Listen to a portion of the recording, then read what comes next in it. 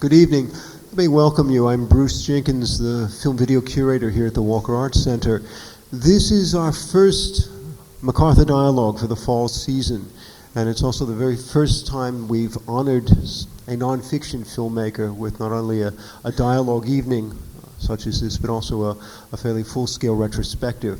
I just have to say at the beginning, we had just gotten back from the printers, these absolutely gorgeous brochures. They'll be at the back as you head out, so please take one. I think it's really the most complete material back matter on Ken Burns' work, so I urge you, don't forget to pick one of these up at the end. Ken Burns, of course, is no ordinary documentary filmmaker. In slightly more than a decade, under the banner of his Florentine films, he has completely transformed our notion of nonfiction filmmaking, as well as given us, I think, a much deeper appreciation of our own culture. This series is as much to show that there is life after the Civil War, which was an extraordinary success, as there is extraordinary filmmaking before the Civil War. Those of you who were lucky enough to see on either PBS or occasionally in screenings some of his earlier films know that Brooklyn Bridge, for example, is the finest film yet made on architecture. Huey Long is maybe the most memorable portrait of an American politician I know of, and certainly the liveliest narrative I've seen in many a year about a true American original. We have the good luck of having with us Ken, who has been traveling an extraordinary amount to complete work on a new film, which we conclude our series with, Empire of the Air, as well as to continue production on a long-awaited film on baseball, which I'm sure will be a complete knockout when it comes out. The final film of the season is Empire of the Air, and it's in about 3 weeks' time. It will be the first public screening of the film. We'll see a little piece of it tonight. I urge you to come if you can for as many of the sessions as you can make it to, because the films, even on 16mm, are so much more interesting and engaging and visually rich than when they're regrettably packaged on television or video. Joining Ken tonight in this dialogue session is, I think, maybe the reigning new voice on American criticism. It's the man who took the mantle from Pauline Kael at The New Yorker, but has actually been writing for The New Yorker since 1984. Prior to that, he wrote for Sight and Sound, The Nation, The Atlantic, writes on books and on film, but currently is the film critic at New Yorker, Terrence Rafferty. It gives me a great deal of pleasure to welcome together here for MacArthur Dialogue, Ken Burns and Terrence Rafferty.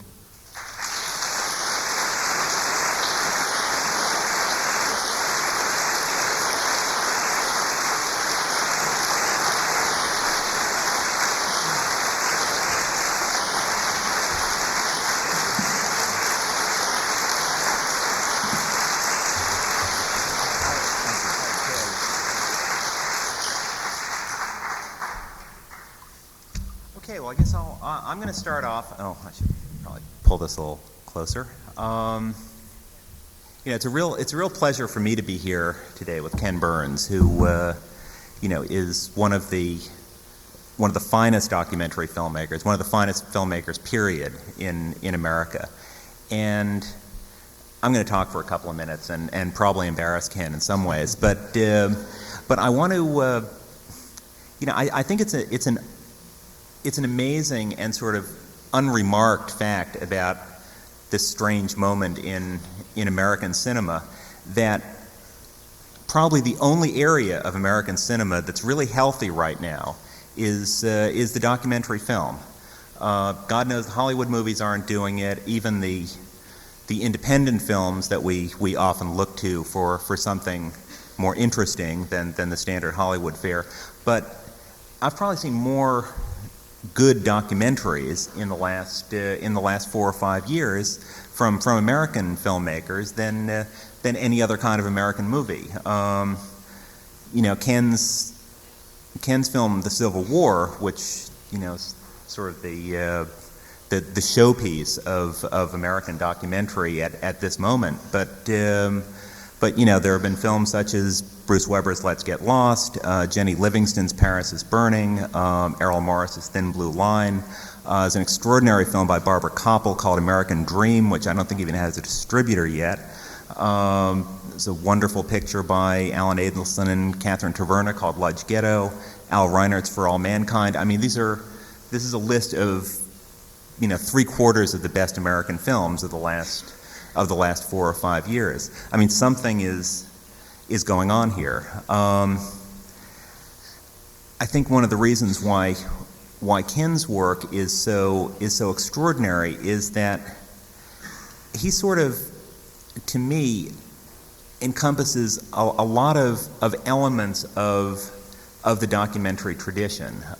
Many of these other pictures are interesting in very formal ways, but Ken, I think, is sort of a documentary film traditionalist, which is to say a filmmaker in whose work the movie's subject is paramount, in which the artist's point of view isn't explicitly announced, and the movie's formal devices don't call attention to themselves. In films like the Civil War and the earlier films that will be shown in this retrospective, you'll see a variety of different sorts of documentary techniques, including ones that many other filmmakers these days tend to scorn, such as a scripted voiceover narration, talking heads, that is to say, interview people who are being interviewed and who are actually identified in the film. You don't have to guess who they are. And one of the things I most appreciate about Ken Burns' movies is that not only will he identify them on screen, he'll then identify them again later on, acknowledging that you might have forgotten who they are. So you don't have to feel stupid, and nobody wants to feel stupid. And we spend hours guessing at which point in the second time that you identify them we need to do it. Right. And I found that you're invariably right. Just at the moment when I'm asking myself, God, who is that guy? There's the graphic, and I'm eternally grateful. But the pleasures of these films, and you'll, in the retrospective, and we'll have clips tonight from many of these, you'll see films from as far back as the early 80s, for the last 10 years or so. And you'll see, the things that you saw in the Civil War were there right from the beginning. I mean, in Brooklyn Bridge, and these pictures are not, sort of willfully eccentric, as, say, Errol Morris's documentaries are. They're not, personal essays in the way that some other documentary filmmakers are. They use all of the resources available in the service of the story and in the service of the real subjects of these pictures. And I think it's important to remember that the kinds of documentaries that Ken Burns makes are a particular kind of subspecies of the documentary form, and it's the historical documentary. And this has very different sorts of means and effects from movies that have, I don't know, more current sort of interests. I mean, current affairs, political sorts of documentaries. The historical documentary, as in movies like The Sorrow and the Pity or Shoah, these are always about sort of the continuity of things. I mean, they're about the persistence of the then in the now. I mean, they require a certain reverence. Reverence is maybe the wrong word, but certainly a respect for tradition and a desire to deepen our experience of the everyday and to complicate it, and to show us where we've been as a way of seeing where we are. And I guess I'd like to start off this conversation by, I mean, a documentary filmmaker it's a weird occupation. It's a strange thing to have to put on your passport. And why documentaries? How did you get into this? Well, it's funny. In some ways, Minneapolis is a key to it. I went to a college in 1971 called Hampshire College, fully intending, I thought, to become the next John Ford, or failing that, Howard Hawks. And I wanted to make films about America, stories about America that would be rich with music and sort of larger themes. I didn't want to be showy or flashy, and that's I wanted to have meaning and emotion in the films, and have superb soundtracks. That was important. Scores. And I ran into a man who had just spent 20 years teaching at the University of Minnesota named Jerome Liebling, who is a social documentary photographer who eschewed any kind of flamboyance, again, in formalistic concerns, but was interested in proving to me right off the bat that there was as much drama in what was taking place, that is, in the real world, as there was in anything in the works of the imagination. And I was really almost naively won over to this point of view and combined it with a latent interest in history that had been there, had never been formally trained. All of my secondary education is with filmmaking and photography. But combine that to begin to make historical documentaries, invoking what Barbara Fields quoted as William Faulkner's dictum at the end of the Civil War, that history is not was, but is. The idea that there is nothing in the past that isn't really worth bringing back, unless it's addressing the present, and that's what I found in all of these things. But the documentary question just evolved. We did cinema verite mostly at Hampshire, and somehow I moved into doing historical works. I made a film for Old Sturbridge Village, which is sort of the colonial Williamsburg of New England, using diaries and using some voiceover narration, but mostly cinema verite and a combination of diaries. And the first thing out of Hampshire that I began was this Brooklyn Bridge, sort of inventing the wheel as we went along. I mean, what did you find particularly satisfying about working in that way? I mean, did you experience a real sense of discovery when you started working on the historical material? Yes, there is the sense of coming into at least to separate it, coming into an American mainstream represented by the historical subjects. That there was a resonance, there was a particularly emotional transformation that took place in me when considering these topics. This was not superficial history. This was sort of lifting up the rug of history, getting in, seeing the dirt, that something as magnificent as the Brooklyn Bridge could have been polluted and corrupted at times by Boss Tweed, and seeing that it was made all the more magnificent by that participation, that these objects in our present were rich with their past, literally, that it was possible to walk over the Brooklyn Bridge and sort of be bombarded not just with the particles of the present, but the particles of the past. And all of that was immensely satisfying. It also formally was a way to work without investing too much ego. I mean, it wasn't... I mean, I love Errol Morris's films, and I completely agree with you about where the documentary form is right now. Actually, in 1985, about the time my Huey Long came out, Vincent Canby wrote in the New York Times that, we are seeing the same predictable shit from Hollywood, but look at what the documentary crop has been from Huey Long on a kind of traditional form to Streetwise, which was almost a theatrical film, but still documentary, that the form was not this narrow, roll your eyes, educational broccoli, but in fact this wide area, and that maybe it's the feature film that somehow suggested us a great range of possibilities was quite narrow.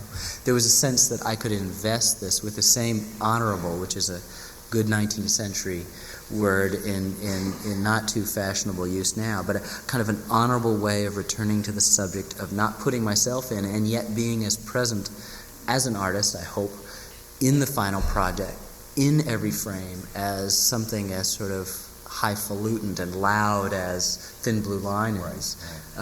It should be noted as a kind of parenthetical afterthought that the same man who edited Thin Blue Line edited the Civil War, Paul Barnes, and he came from Thin Blue Line and the sort of paranoid anxiety of that to this sort of, so this 3 years in the trenches with the Civil War. I should say, when I say that you use every available resource of the documentary film, that's excluding recreations. Yes. And dramatizations. Well, it's funny though that visually, because the soundtrack, I sort of have sneaked up on these supposed lines that one draws in the sand, and in terms of what is tolerable, what is too much, what is arty or whatever, because for the most part the imagery is pristine. It's live cinematography taken at precisely the same moment that the battles took place 125 years later. Clouds, moons, old photographs, authentic paintings, and sort of talking heads discombobulated from their environment to speak, hopefully, knowingly, searchingly, emotionally about the subject. But the soundtrack has, since Brooklyn Bridge, as you know, been made up of a tapestry of voices that are some of the best performers interpreting this material, and it's sort of in that way that I get away with a lot of stuff. And weird ambient noise as well dropped in. Yes. But why don't we take a look at one of the, the first film that drew people's attention to Ken Burns was an hour-long documentary on the Brooklyn Bridge, and the part that we're going to see. Would you like to set this up, Ken? No, I will set it up. One thing before you set up Brooklyn Bridge, I have to set up the sort of the apparent and patently apparent absurdity of having a retrospective at age 38 of your work. Coming here, I mean, I can remember when I was making this film on the Brooklyn Bridge. I started working on it in 1977, which is 14 years ago. Can you imagine what I looked like 14 years ago? People said, this kid is trying to sell us the Brooklyn Bridge, and no one would give me any money, but there is some sort of satisfaction insofar as if you look at all the press about the Civil War, there's a sense that I was born yesterday and that the historical documentary film was born with the Civil War, none of which is true, and for me it was born more or less with Brooklyn Bridge. Right. So I think it's time to take a look at Brooklyn Bridge. We have a short clip from it, and then we'll talk about it. We were so poor in that day that when the guy who was doing the optical titles misspelled George O'Keeffe and then said it was our fault, we had to live with it. There are two F's in O'Keeffe.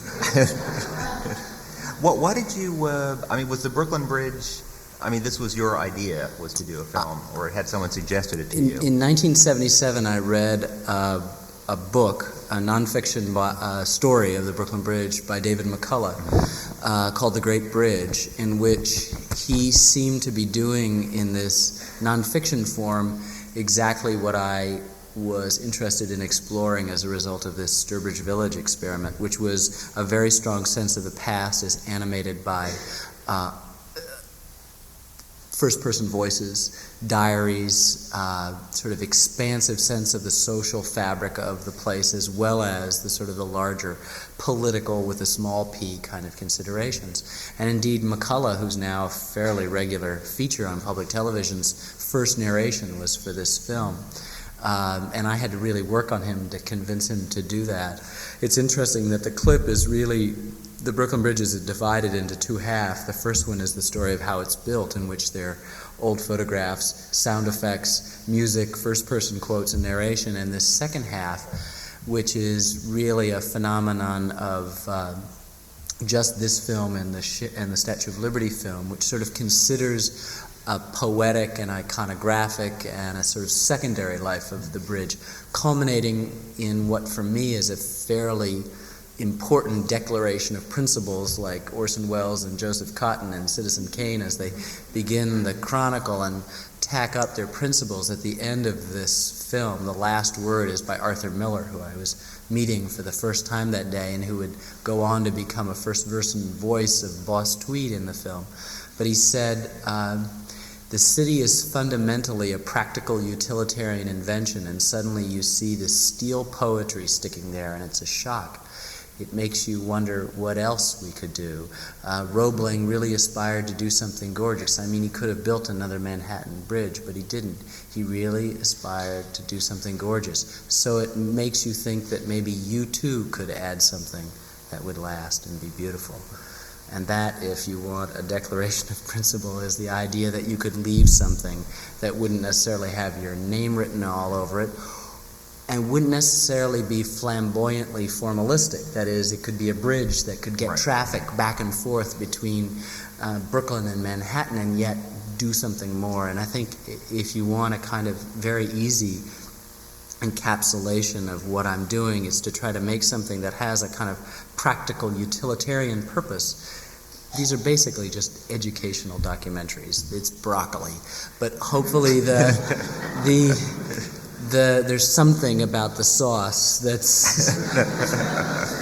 makes it good tasting. Our president notwithstanding. Yes, I remember the horror in school when you were being shown an educational film or a film strip, as it was sometimes referred to. Yeah. Actually, but Arthur Miller isn't precisely the last word in Brooklyn No, Bridge, Bugs Bunny is. Bugs Bunny is, yes. That's right. After the credits. Bugs Bunny pays somebody to. I mean, the reason why I chose this clip, and you know, and your films are fiendishly difficult to excerpt because, you know, there's such a rhythm and flow in them, and the idea is all sort of. I mean, it helps to have seen the whole construction sequence, for example. I mean, you've seen this bridge being built and going up, and you've witnessed the whole human drama of it. And then in the second half, I mean, the reason why I chose this excerpt was because it shows, I mean, the bridge as represented in as many different ways as one can imagine. I mean, you know, photographically, as it was many years ago. It's still the most painted, photographed, written about man-made object in the world. Right. And you know, I mean, this was the moment in the movie when I really felt the sort of accumulation of meanings that, I don't know, I mean, the next time you walk over the Brooklyn Bridge, you know, you're going to feel it. And there's something going on when we talk about all these films that supposedly in documentary films, the word is the enemy of the picture. And that is just not the case in my thing. And when you say it's hard to excerpt, it's because these are rather driving narratives, almost wall-to-wall talk or wall-to-wall oral information, whereas so often a documentary film is really a sequence of images. It's also not political, because when you do find a documentary film which is sort of wall-to-wall talk, it's essentially plowing a very narrow furrow that we can loosely describe as being political. Lacking any kind of formal glitz, which Errol brings so wonderfully to his films, and that kind of paranoid tension. He's basically in Thin Blue Line telling a kind of 60-minute story. Right. And that's too bad. What we look for in their other films, and what we sort of assume going in that documentaries don't have, is this ability to what I've been calling lately to triangulate. That is, I can know where you are, sir, the distance between me to you, if I know the distance between Terry to you. And this is triangulation, and we talk about the resonances that come out of the bombardment of different facts, whether it's on a visceral level of image and word, or it's really just two different meanings.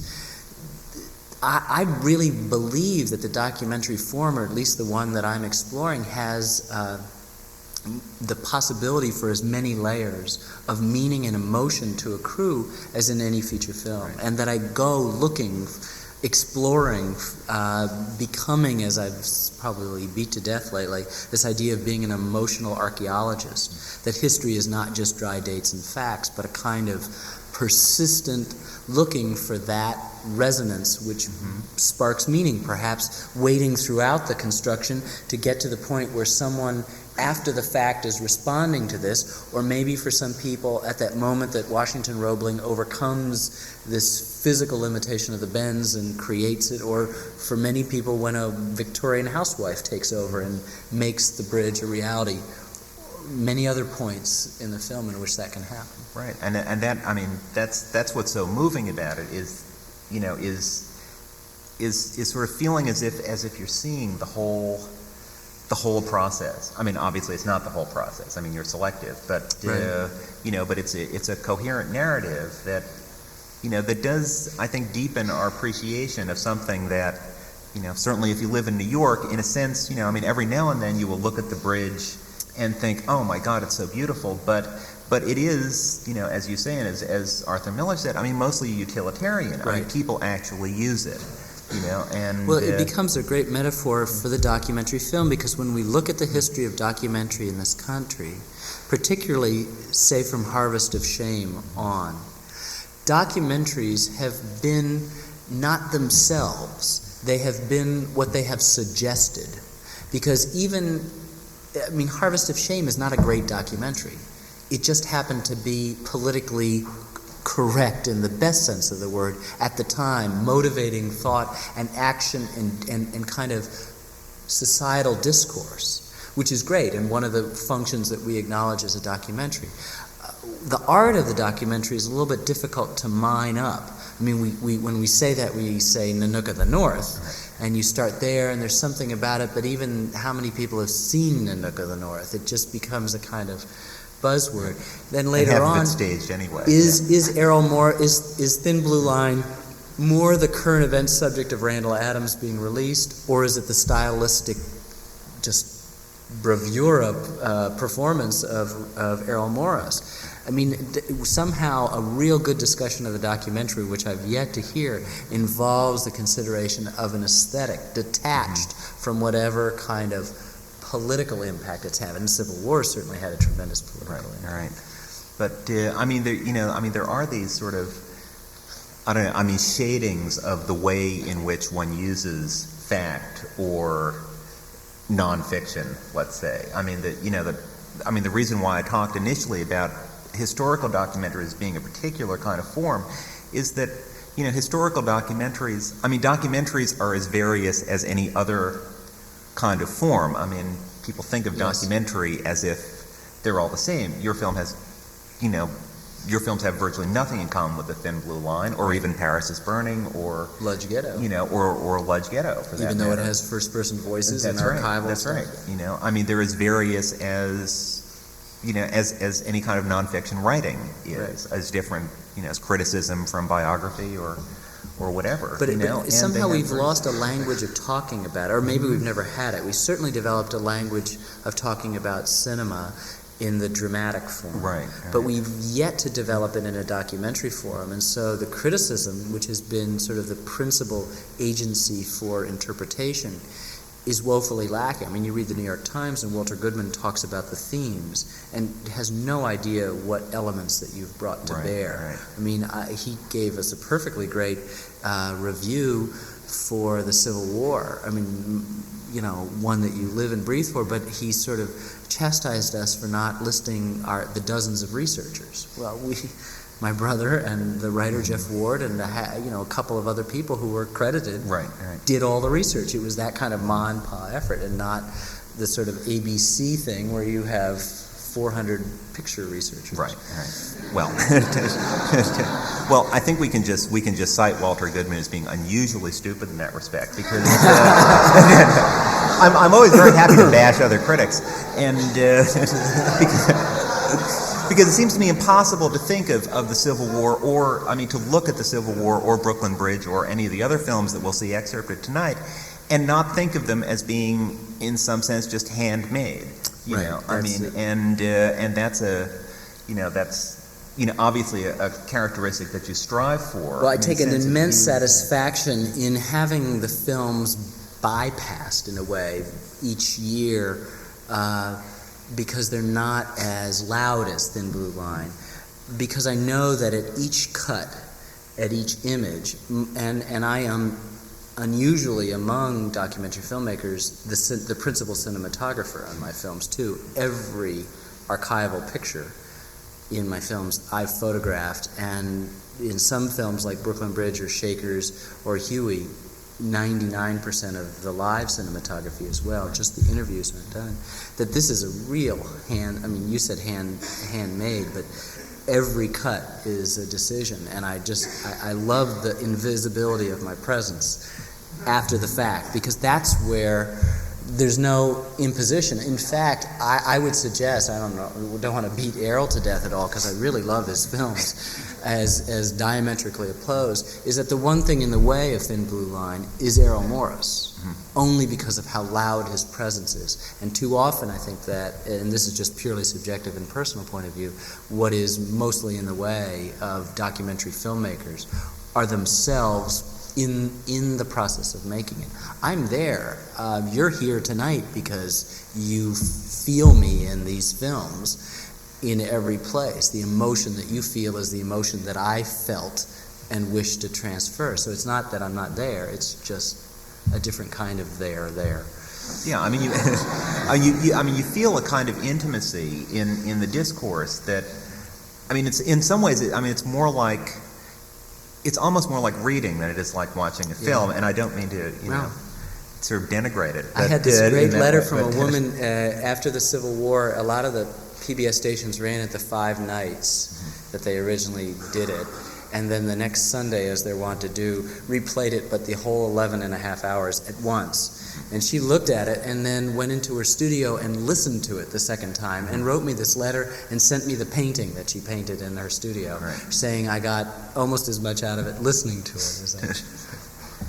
But I mean, it is in some ways so much like the pleasure of reading. I mean, that sort of, fullness of significance that, I mean, what do you think that's specifically filmic about it? I mean, why are you not a historian, a literary historian? Well, it's fun. I think that if I had been born in another generation, I think I probably would have evolved to becoming a historian, but a writer first. I would tell you that I was a writer, and that I just happened to have chosen historical subjects to write about. The word is not an enemy here. My principal collaborator over the last 8 or 9 years has been Jeff Ward, who is a distinguished historian who does not worry, nor do I tell him to worry about whether there's any images to fit what he's writing. So first of all, we go off and we develop a script sort of independent from the image collection, which is all my responsibility. And I'm getting it, not worrying there whether there's a scene that Jeff's written, so that what you have is a very complicated thing. I think that describing what the visual thing is about is harder to do, other than it is the subtle accretion of this huge body of information from subjects that are heretofore usually held at arm's length. Old photographs. We usually look at old photographs and we turn them, and we control the amount of time they're on. We feel a little bit of ambiguity about them, and I'm suggesting that they are as close as we'll ever get to that past. Perhaps even made a little bit closer if on the soundtrack you're hearing an authentic, or as best as I can do, authentic reading of a letter or a journal or a diary or a newspaper account, without the over-the-top kind of stuff you get in hackneyed things, war is hell. William Tecumseh Sherman in our film, Arthur Miller, never said war is hell. William Tecumseh Sherman never said war is hell. He said war is all hell, and we made sure that our narrator said war is all hell, William Tecumseh Sherman once said, and with that Amy marched through Georgia. It was Arthur Miller who said war is hell. Right. But we don't go over the top of those voices and try to look for a combination. But central to everything that I've done is an appreciation of the power, and this is all from Jerry Liebling, the power of a single image to convince, whether it's live or whether it's archival, to convinced, that you realize that it suggests a reality which is possibly as full as our present. And if indeed we're doing our job right, the themes and the stories, particularly the stories that we have initiated, are reminding us how much history, the stories of the past, describe us now. That is, speak to a present. Nostalgia is very easy to understand. Nostalgia is a love of a dead past. It's the antiquarian's involvement with something that cannot be had. It can be purchased, it can be traded and sold at auctions, but it cannot be had. The history is the present day consideration of what went before, not so that we can decide what went before, but so that we can tell ourselves in a gigantically precise mirror who we are right this moment. So the Civil War is about all of the things that we are now, just as the Brooklyn Bridge is as well. Well, I think at this point maybe we should take a look at yet another kind of film of Ken's, which is a biographical film. And we have a clip from Huey Long, which is a feature-length documentary on the life of one of the most astonishing political figures in American history. Amen. A populist, near demagogue. Oh, no, he was a demagogue. And The Boris Yeltsin of Louisiana. Exactly. So, what was it about Long that made you want to make? I was just looking at that, and I was realizing that it's the fact that we often want to choose so simply a yes or no response, particularly in politics, particularly in history, particularly in documentary, and that he offered the clearest example of how it's impossible to choose. I mean, this film is made up of testimony from people who are rabidly opposed to Long. Harding Carter's mother says there wasn't a Saturday night when we didn't talk about killing Huey Long. This beautiful woman looks like Katharine Hepburn in a high-back chair sitting in the Garden District of Louisiana, and she means it. And by the end of the film, you're with her. You know why that is. And at the same time, Harold and Myrtle Bigler on the Atchafalaya River, who we, by the way, go back and see. Harold has died a year ago, but we see Myrtle every year. It's been, 7 or 8 years. We don't miss going to see Myrtle. Or Betty, for that matter. I mean, it's the fact that it's much more complicated is sort of what I'm saying. I realized here that this is a real classic example of the kind of emotion that can come out, the sympathy that we feel. It's just too easy to reduce things in the present political terms, in the past political terms, to ciphers, to this ability to make them so symbolic that they lose what's meaningful for us. Did you hear Ashokan Farewell? I could hear the buzz. I was in the middle of the last month of editing Huey Long when I had already decided to do the Civil War, and one of the session musicians had sent me an album he and other members had done, relatively undistinguished album except for the fourth cut on the first side, which was a Ashokan Farewell, and it just knocked my socks off. And I said that would be the theme for the Civil War, but I couldn't resist. I couldn't wait 5.5 years. I get mail from that. Whenever people see Huey Long, they go crazy because Well, to me, I mean, it proves that you can use your own films as archival material. Yes. Do it all the time, musically especially. That's right. And there are bits in the Brooklyn Bridge that turn up in Statue of Liberty. There are.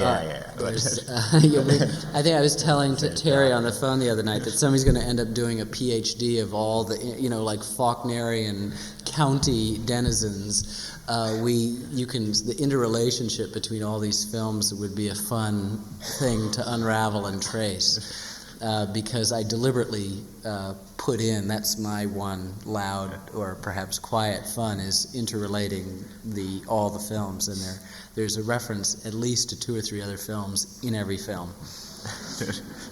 I mean, the reason why I chose that clip really was because of that, this particularly beautiful dissolves from the old photographs to the people as the old people as they currently look, and these are all people, or several of them at least, are people that we've seen before in the film, right, and those are all their baby pictures, basically. Right, and it's the only.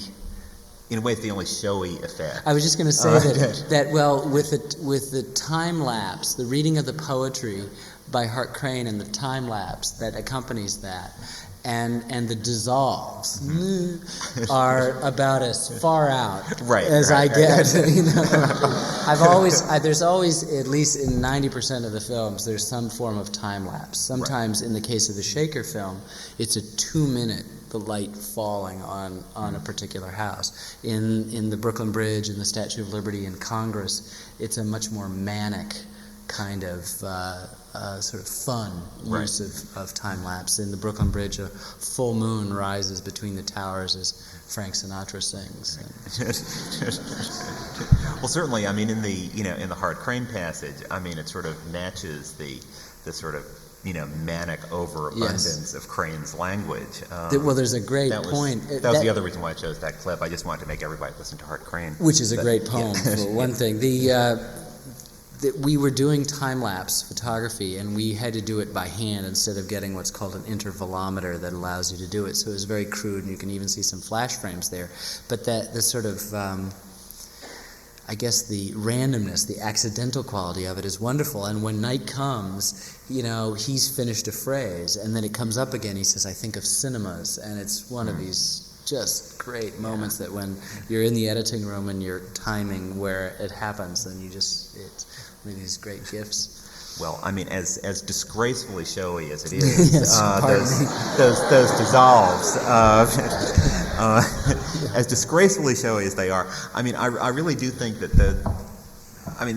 they're beautiful because, also because of the passage that's being read in them, which is all about sort of unfulfilled hopes and this kind of, the passage is, the spoken passage is about the passage of time, Yes. And I don't know. I mean, these dissolves really seem to sort of crystallize for me something really important about historical documentaries, and about the kind of film that you do. Yeah, I mean, it's one of my most favorite moments in the film is the use of that, and also the Hart Crane thing, because the one thing that's in a feature film, there is intention at the meeting, and more important, maybe not so much intention, but there's preconception at the meeting of every image and word, because the script is the god of the production.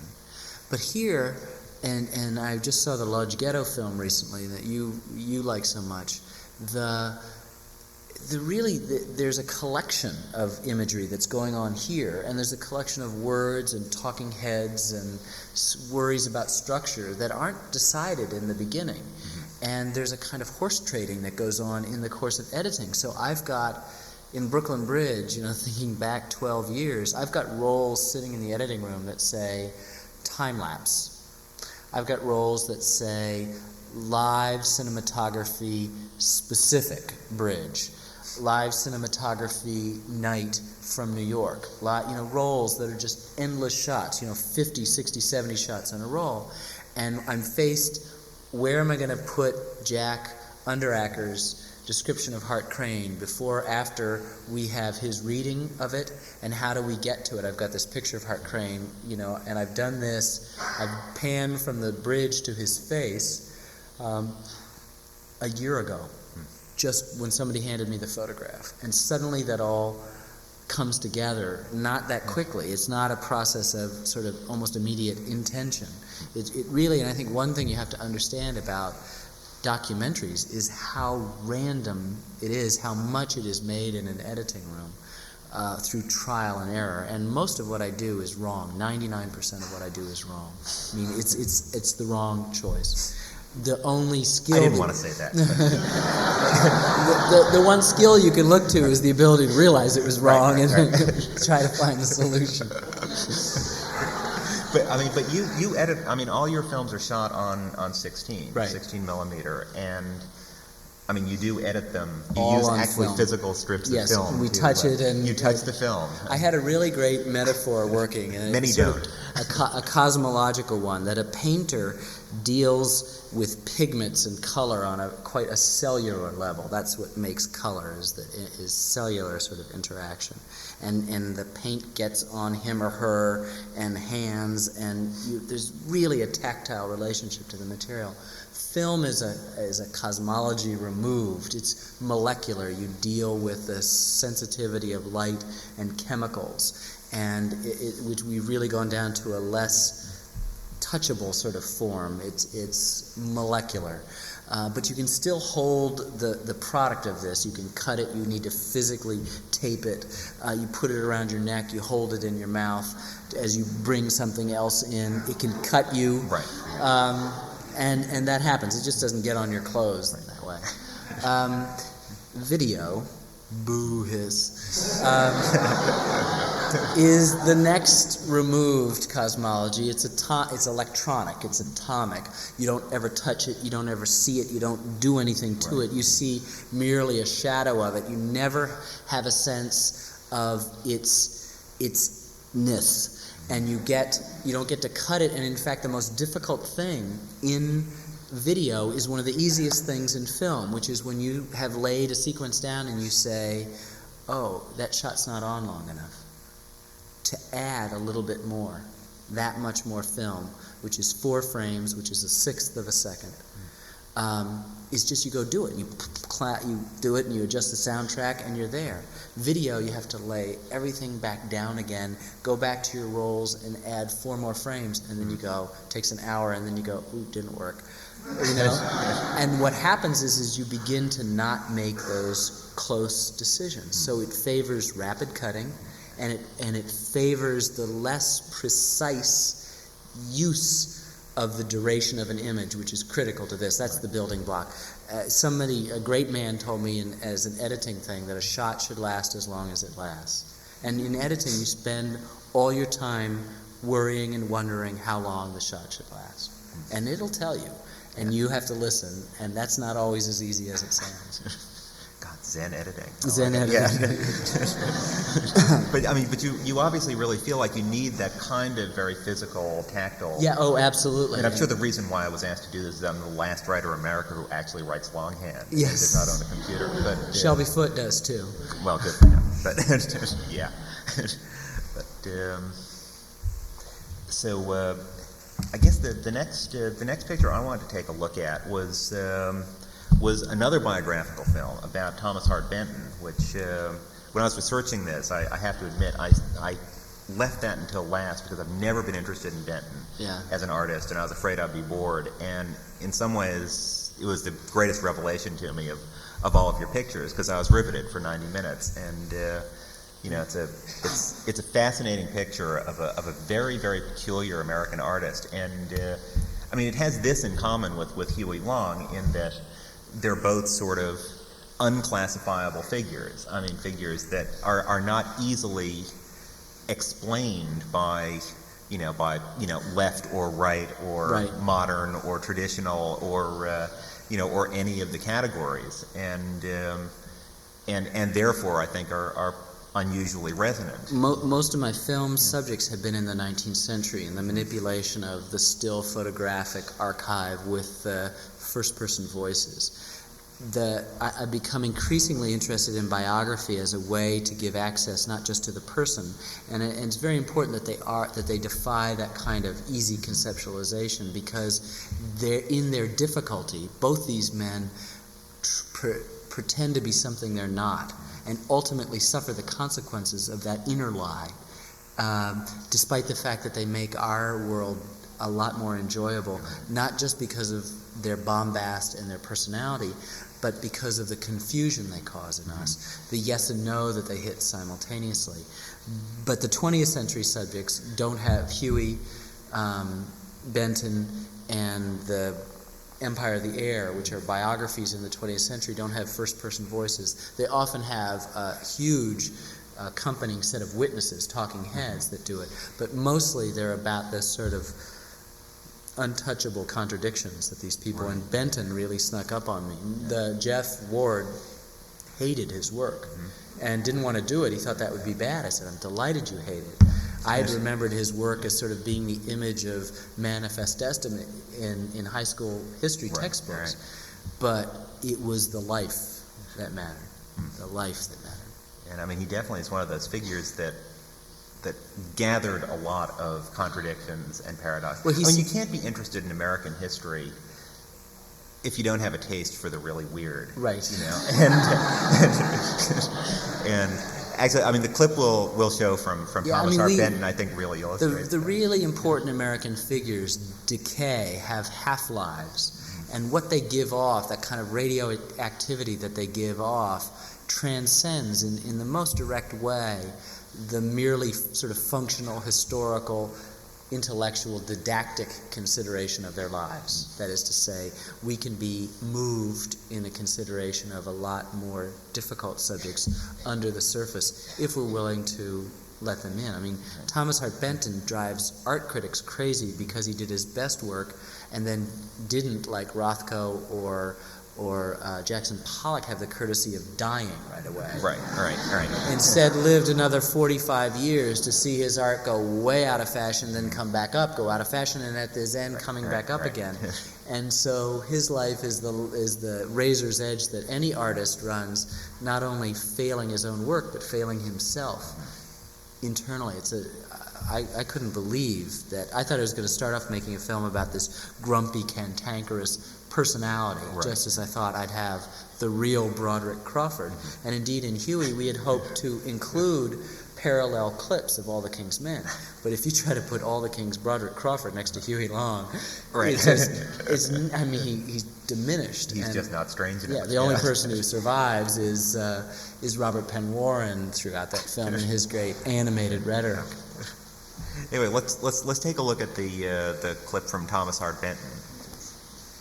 The unidentified museum curator is my very good friend Henry Adams, who is the descendant of all the Adamses in this country, and who interested me in this story of Thomas Hart Benton. And you've seen him 5 or 6 times before this moment in a little bit closer views, clearly in front of a nude, which you have not seen another nude of Benton. So there's this sort of growing, wouldn't you say, anticipation of what it is that Henry is in front of. And then all of a sudden it turns out to be sitting in front of Persephone, just his hairline discreetly below the gist of the painting. And it's one of my favorite moments. And you see the callousness of the filmmaker. Yes. You just identified this man as a friend of yours, and you get a wonderful cheap laugh off of it. That's right. Well, documentaries can be fun too. So when you ask PBS for the funding for the 15-hour history of pornography, the film actually begins with the F word that I thought for sure that they would be upset with, and they ran it. I guess this is how you can. If Errol Morris had it in Thin Blue Line, it would have been beeped out. But I could get away with it because it's just an educational documentary about a painter. Have you ever had any trouble with PBS or with? I mean, documentary filmmakers have to, write incredibly long grant proposals to various agencies. I haven't. It's mainly because on one level I am kind of in perfect sync with where I get most of my money, which is the National Endowment for the Humanities or the state agencies. It's just the thing that animates me in filmmaking is the thing that they're most anxious to get out in their public programs, which is a sense of history not being didactic. Right. And so there's a wonderful kind of correspondence there. But it isn't easy. I'm doing a history of baseball right now, and my proposal is 4 times longer than Civil War because I need to prove to the pedants that baseball is a legitimate form of historic expression, as the Civil War is more obviously. So I used to sit on NEH panels and every now and then and plow through that crap. They're pretty deadly. Yeah. These are not hugely big budgets, but they're bigger than most independent documentary filmmakers. work with, and require this sort of the agency, the larger agency of public television in its connection not only with the National Endowment for the Humanities, but the Corporation for Public Broadcasting, private foundations of which your sponsor tonight, the MacArthur Foundation, was also one of mine, and I've been really great supporters of independent work for a long time. And also corporations, and in my case, the great glorious irony is that the underwriter for not only the Civil War, but Empire of the Air, the upcoming baseball, and several other projects I have going is the negative subject of Michael Moore's documentary, Roger and Me, which is General Motors, who, from my point of view, were unbelievable. They have a tremendous interest in history, have absolutely no interest in telling me how to make films. They have nothing. They don't come into the editing room. They don't have any say-so. They don't approve anything. I am not even required to show it to them up until 6 weeks before airtime to give them an opportunity to take their name off if they want, but not take their money back. It's an amazing thing, and they're great because they also put a lot of money into educational stuff. So schools get this series. And I guess that stuff just didn't quite make it into Roger. It didn't make it into Roger and Me, and I had they of course, once Warner Brothers bought Roger and Me, it became, the story was a David and Goliath sort of thing in the publicity that attended what is a very funny film. But it was really Warner's... And very much in your style. Yeah, it was Warner Brothers fighting General Motors in this very interesting fashion through this vehicle of Michael Moore. And when I would get asked constantly, didn't they underwrite it because to counteract the publicity? No, because they had underwritten it 4 years before Michael Moore was even on the scene. And then I always added that if I had made it, I would call it Roger and I. and that would be my sort of didactic contribution to it. Subject rather than object. That's right. Right. I mean, but is there ever any sort of self-censorship that goes on? I mean, projects that you feel like you would love to do, but you would just never be able to get funding for? Or It hasn't happened yet, though. I say the closest would be this Empire of the Air, which is incredibly, especially in its denouement, critical of corporate America. I mean, I'm actually surprised that General Motors is still on the ride, because it is damning indictment of what corporations do to individuals in the 20th century. At the same time, our popular myth-making apparatuses like radio and television and film purport that the individual is the single most important thing. And we feel this to be true in our souls, and our writing and our criticism and our films and our documentaries seemingly reflect this, but in fact that the history of the 20th century is the subservience of the individual to the larger entities. For example, this film, Empire of the Air, tells the story of three individuals, Lee DeForest, Edwin Howard Armstrong, and David Sarnoff. You've probably heard of David Sarnoff. Edwin Howard Armstrong's name should be as well known as Thomas Edison's. And the reason why it's not, that is to say, his scientific contributions to radio are as great as Edison's is to the light bulb, and we use his inventions every day. The reason why he's not is a particularly dark 20th century fable, which is what drew me. But no, I have yet to feel restrained by the choice of subjects. I sort of feel that's sort of, again, what documentaries are. They're sort of controversial, political, big and little p, and that I'm not sort of interested in that because I think that those will all get made, and we can argue over Death of a Princess or the Palestinian thing that caused so much brouhaha, right. But that really these aren't very good films.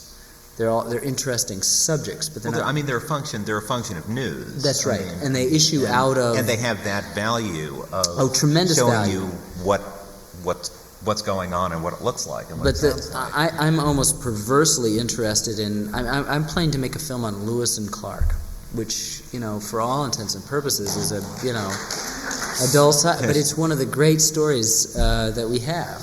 And Thomas Jefferson. These are some of the subjects that do. Elizabeth Cady Stanton. There's sort of people that seem safely dead, but offer us, I heard these two kids talking, or somebody told me the story, two little girls, 2 or 3 years old, saying, now that the dinosaurs are safely dead, we can say that they are ugly.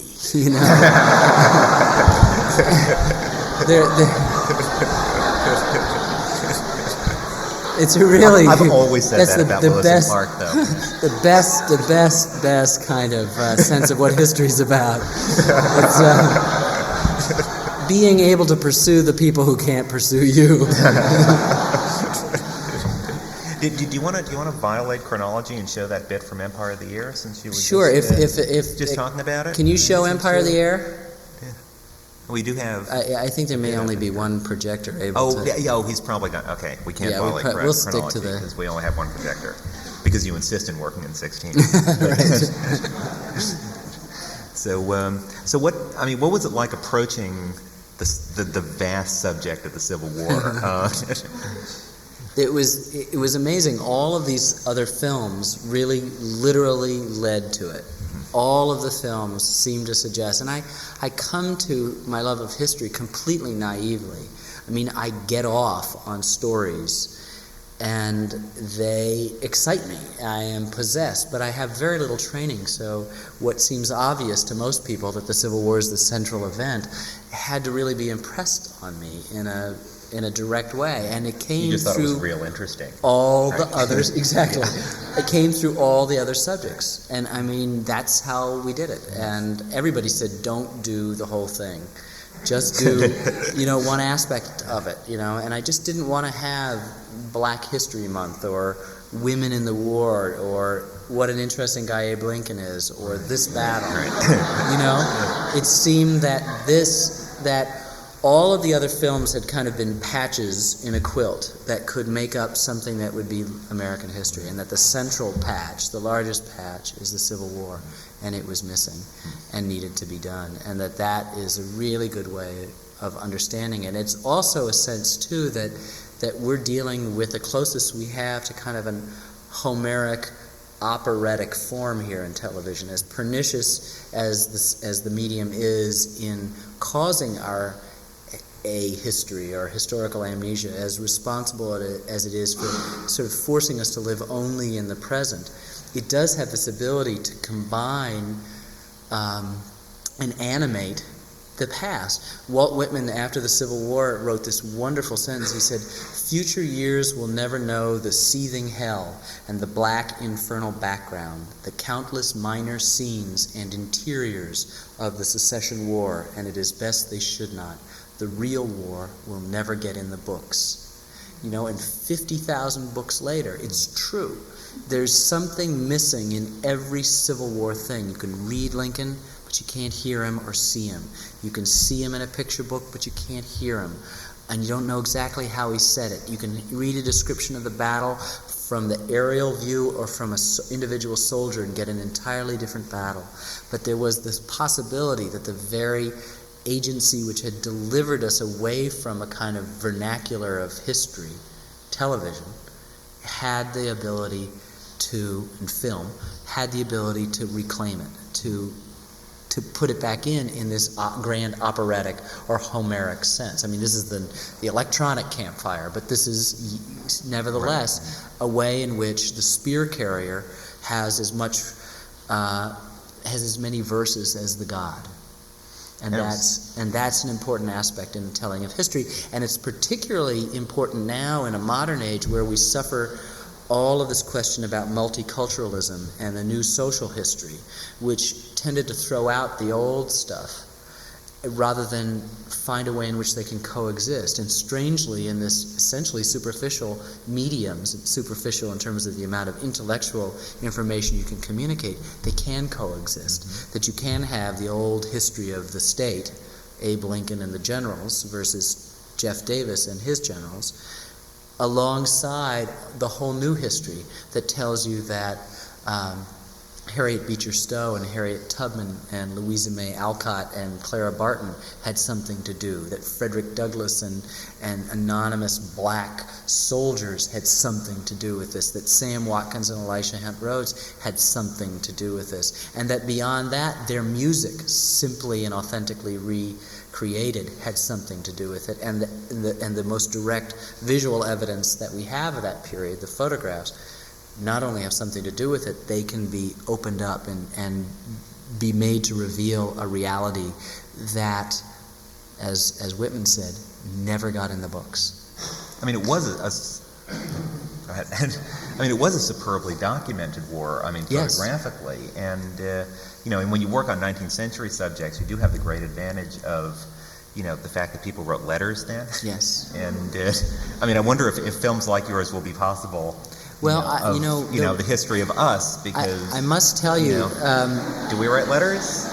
Will our faxes appear on screen? I don't know. My sense is that going at the current rate, no, but there's something really amazing about what the Civil War has done as a cultural phenomenon. The Civil War, the series, has done is that I've gotten thousands of letters from people, mostly women, who throughout, I'd say 60% women, who throughout the production said, I'm not interested in the Civil War, to which I would say, but I'm making it for you, not for that,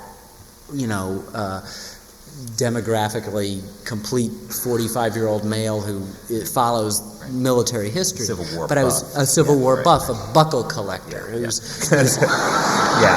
interested in the regiments and has missed the story. I was saying they'll come along with this, but I am making it for you. The same with baseball. I am making it for the person who is not a baseball fan.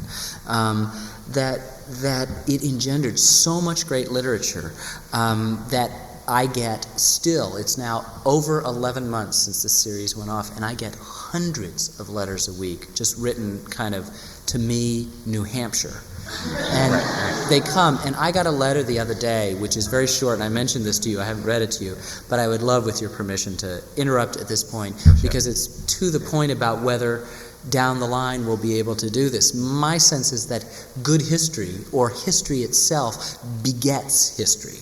That is to say, this series provoked a response. The Civil War was the great traumatic event in our childhood, and as any psychiatrist knows, dealing on an individual, when that subconscious is roiled, you respond. The country was reminded of its collective traumatic experience. It's true whether you got off a boat from Haiti yesterday, or you came over on the Mayflower, or you founded this country 2,000 years ago. It's still the moment. I got this letter. And I've been carrying it around. Sullivan Ballou is here, and this letter is here. It says, Dear Sir, again I am watching the Civil War, enthralled, inspired, heartbroken. So much to think about, so much to feel. The eloquence of ordinary people resounds. It humbles me. Such dignity in the archival faces of my people, who were enslaved, but who never surrendered their souls to slavery. I hear the Southerners who not only kept my ancestors in bondage, but fought to the death to do so, and I hate them for that. Then the choir sings, do you want your freedom? A good question, for we are not yet truly free, none of us. To achieve that, white America must abandon its racial conceits, and I must abandon my hate. They must change, and I must forgive for us both to be free. Lincoln was right. Malice toward none, charity for all. So at the end, I wonder, does my white counterpart, hearing that choir, realize that the final question is meant for both of us? Do you want your freedom?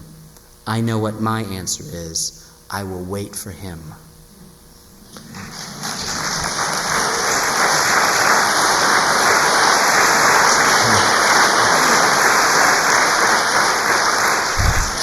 And that's representative. It's just amazing kind of thing. So I think that in some ways there's the letters of the 90s that supposedly don't exist. I mean, I can't imagine an artist getting a more satisfying response to I was asked by TV Guide in July to write an article for them, in the front of the guide, about the response to the Civil War. And I decided I would just do it all in letters, that I would just segue between letters. So I went to the drawer, I picked out one letter of the alphabet, the G's, I think, which was a stack this thick, and in the first top 8 letters wrote the entire 1,000-word article for TV Guide, and just went, whoa. I mean, I've answered them all, and I've read them all, and I've filed them away, but I didn't realize that you could literally write a whole story for a national magazine from the first 8 letters of the one file chosen at random, because they all have this kind of poignant, I mean, even the negative ones have this sort of sense of being possessed by the negative force of memory, that memory that didn't produce Robert Penn Warren and Shelby Foote and Walker Percy and William Faulkner, but that produced the sort of love and resilience of the Southern Cross and the Dixie flag and the pernicious racism that still exists. Well, I mean, I think that, a lot of what people are responded to in the Civil War, and the reason why we've gotten that incredible level of response is that we do sense in watching it, or at least I did. I mean, there's almost a sort of, there's a real love for the documents. Yes. And for the letters, the way, you often will use the same, hate to bring this down to the mundane technical level, semi-technical level, but the same photograph over and over and over again, but the resonances are different every time. You'll pan That's across because a different note, layer. it's very musical. That's because that yeah. note is a beautiful note, and it can come back and be sounded again in a different chord, and that's important. And remember, it goes back to the constant theme that's going on here, is that documentaries are usually the expression of an already arrived at end. Whether it's Errol or it's Harvest of Shame or whatever. And here you're saying that there's something more, that the content is the most important thing, period. The filmmaker, his manipulation, however artful I might get excited about it, it's still secondary to the fact that this is about the Civil War, and I'd be just as happy to talk not about filmmaking, not about documentary films, but talk about the Civil War or the Brooklyn Bridge or the Shakers as any of them. And you can get responses like that, in which you can see that someone's emotions and someone's understanding of the world have been complicated and deepened. Yes. And that's what everything should do, but certainly more it's Arthur Miller documentaries again. You want to leave something that does more than the sum of its parts. You're a bridge. You're stone in compression and cables in tension, and yet it's the most gorgeous bridge I think that's ever been built. And we respond emotionally to anything. A log over a stream sets the heart aflutter.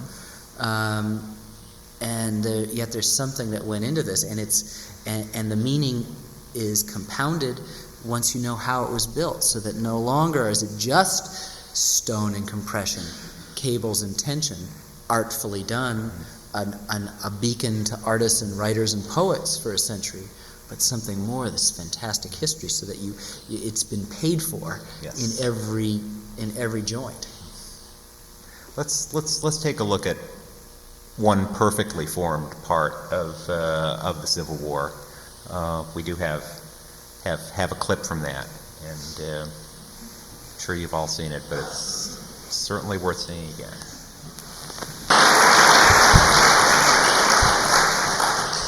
There's always a sense when you see that all of this, particularly biography, but also the kind of pursuit of history, is this effort at self-discovery, however personal it might be. And there's always a question that's animated my larger work, as I've described it, as trying to answer a simple question: who are we as a people?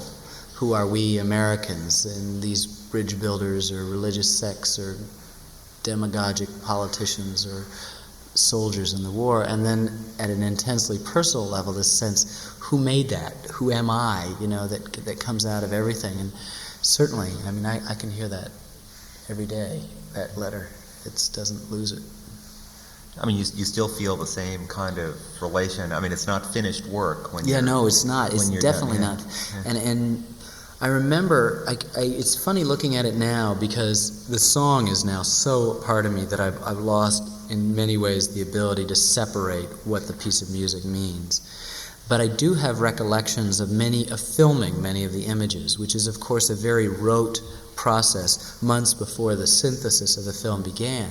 And I remember being at the Library of Congress and filming the interior of an officer's tent, doing 2 or 3 shots and about to take it off the easel and put on another one, when I realized I could do another shot from the candle up to the wall, freeform rather than tilt or pan or zoom, that I could just go diagonally rather loosely. And at that time, I didn't know what that meant. Then this wonderful, almost ecstatic moment in editing when faced with, literally 150 hours worth of stills saying, what do you put for Sullivan Ballew's letter? To realize that when he's talking about the debt that he feels to the previous patriots of the revolution, those who have gone before us, that there's something in that image on the wall that suggests earlier battles, not the present one, and that suddenly that association could be made, however correct that is. That may just be a picture of him or his father or unrelated, but it became possible, and for me that's one of the most interesting moments in the film, and a really good access to the process, is to sit there with literally hours of inventory of images and say, what do you show? I have a picture of Sullivan Ballew, a rather crude lithograph, which I didn't show, because he becomes unimportant to the series of photographs of couples that make it much more to the point than having it interrupted by something as ordinary as the man who wrote the letter. I mean, it's really true. It doesn't need Sullivan Ballew there. Yeah, you sense something, that's sort of mysterious and intuitive in the way those images are put together. I mean, a lot of people have used, still photographs in films before, but I mean, very few filmmakers get that sense of sort of caressing the image. It also is. There's also another simple thing, is that I have a romantic interest, a sentimental interest, an emotional interest, which is usually counter to the documentary flow, and it's unabashed. I mean, that's an element of my life, and so that sentiment, that emotion, is a way of responding to materials. Hey, why don't we put pictures of couples here? Good idea, Ken. Where, which ones? Not this, at that, now the music's changing. Let's go back to the battle where this took place, the cannon out on Manassas, which we've seen at long generic shots. It's in fact the shot that's begun the entire film at the beginning of this episode, 99 minutes before. 20 minutes ago at Manassas, it's poised there as you're hearing about the battle, but now we can return to it and go into its particulars almost in a Blakean sense, that the universe could be found in not a grain of sand, but in a blade of grass, or a link of the chain, or in any man's picture. And I mean, this is the sort of the stuff that's and very that's what romantic. Historical documentary at its best does. I mean, when you see the contemporary, the fresh footage, in this context, I don't know. I mean, everything seems, the soil seems richer. I mean, it's, everything seems, all that history seems to have seeped into those images. Well, it is my belief that these emotional connections, however they are, promoted by the filmmaker, promoted by the selection of the filmmaker, promoted by the intrinsic meaning in the material itself, becomes glue that makes those events stick. And that's all we want it to do. We don't want the fact to pass dry and brittle. In 1492, Columbus sailed the ocean blue. I mean, you need to have the connection.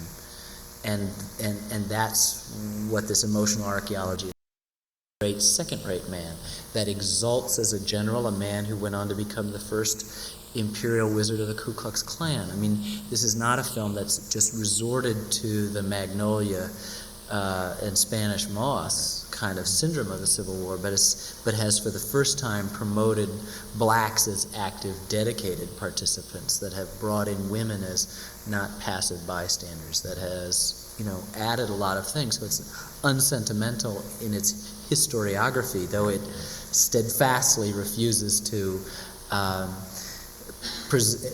present anything but story as the fabric of the piece. So you're trying to sort of pass off this radical notion that you can be lucid and complex and emotional at the same time? It won't wash, Burns. That's it. That's it. Let's leave now. Somebody you got that down? Well, do you want to show a bit of Empire? Yeah, let me just show you a little bit of this. And then we'll take some questions after. This is the first answer print, which is sort of like showing your rough draft of the most recent film that I finished called Empire of the Air, which is a long, complicated story. Do you know Rosencrantz and Guildenstern Are Dead, the Tom Stoppard play? That's Hamlet off stage. Everybody knows the golden age of radio and Amos and Andy, who's in this, and all of this sort of stuff. But I was interested in this backstage story of three very complicated men. Lee DeForest, who invents a thing called the vacuum tube, doesn't really understand it, probably pirated a lot of his previous inventions, is always one step away from the law, but yet if you read the history books, he's the father of radio. Edwin Howard Armstrong, who I told you before is a man of 4 or 5 seminal inventions that we use every day, every time we turn on a radio or television, get anything from satellite communication. And David Sarnoff was the brilliant marketer who saw the possibilities of these essentially hobbyist toys and transformed it into first the radio industry and then later helped to pioneer the television industry. These men would be great stories, and this would be a great story in and of itself, if it wasn't for the essential tragedy that they spend nearly their entire lifetimes not enjoying the fruits of their labors, but warring with one another. And I've just taken a sort of an early battle about an hour into this film between DeForest has begun the longest patent suit in history against Armstrong, trying to get Armstrong's first great invention is called the regenerative circuit, which allows DeForest's the audion tube. None of this technical information is interesting or necessary for you to understand. He just sues Armstrong, claiming that Armstrong's magnificent invention is really his all along in this monomaniacal way. And then Armstrong, who you've learned, has this love of heights. He's always promoting himself by climbing up towers. And it's sort of an amazing story, and I'll just let you look at it. And we should all go home, too. Yeah, it's really Anyway, Ken, thanks a lot. It's been great fun for me, and thank all of you for coming. I couldn't imagine better company. Yeah.